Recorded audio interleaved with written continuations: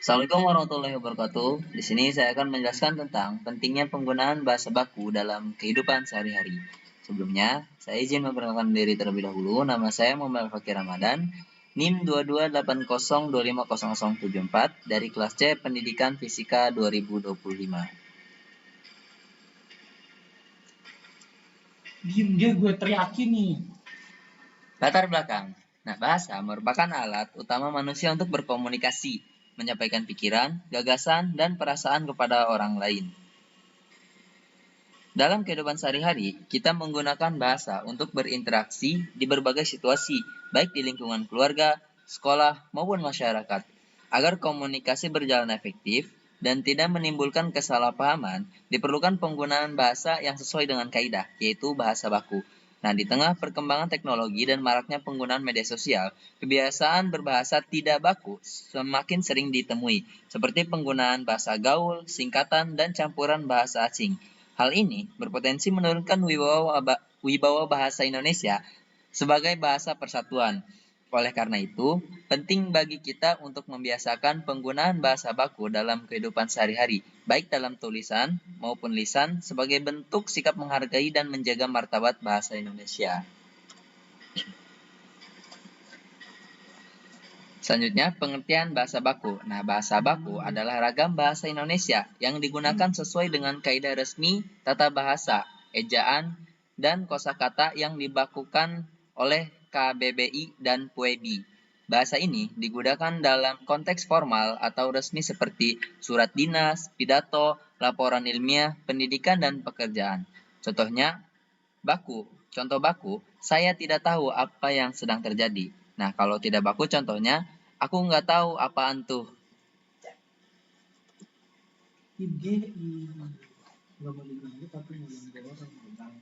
Dasar pembakuan bahasa. Nah, bahasa Indonesia baku didasarkan pada 4 hal utama, yaitu yang pertama ejaan atau puebi. Nah, mengatur penulisan huruf, tanda baca, dan penulisan kata. Kedua, tata bahasa. Nah, mengatur susunan kalimat yang benar. Yang ketiga, kosakata atau pemilihan kata yang sesuai arti dan konteks. Yang keempat, pelafalan, yaitu pengucapan sesuai standar bahasa Indonesia. Nah, contoh kesalahan umum yaitu biasa dirubah. Nah, yang benarnya itu adalah diubah.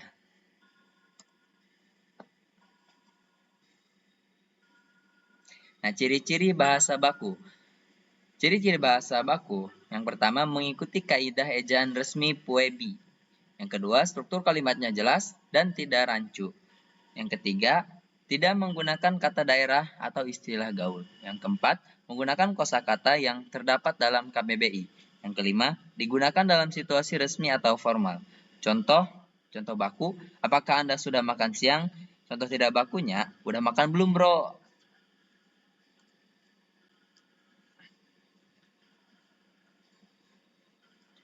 Nah, fungsi penggunaan bahasa baku. Yang pertama sebagai alat pemersatu bangsa.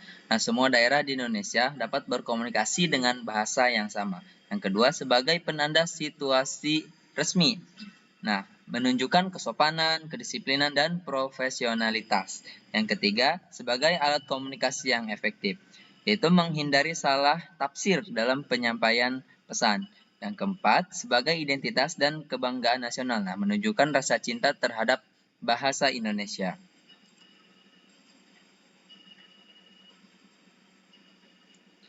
Pentingnya bahasa baku dalam kehidupan sehari-hari.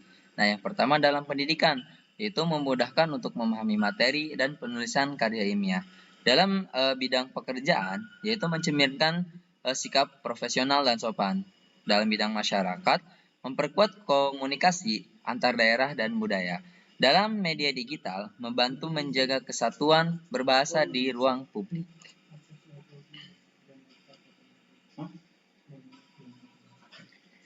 Dampak tidak menggunakan bahasa baku. Nah, dampaknya yaitu adalah yang pertama, pesan menjadi tidak jelas atau ambigu. Yang kedua, lawan bicara bisa salah memahami maksud kita. Yang ketiga, terlihat kurang sopan atau tidak profesional. Yang keempat, bahasa Indonesia kehilangan wibawa sebagai bahasa nasional. Nah, contohnya yang tidak baku, bentar gue lagi ngerjain. Nah, itu tidak sopan dalam konteks resmi. Nah, dalam bahasa baku, yaitu katanya itu, mohon tunggu sebentar, saya sedang mengerjakan. Nah, itu baku dan sopan.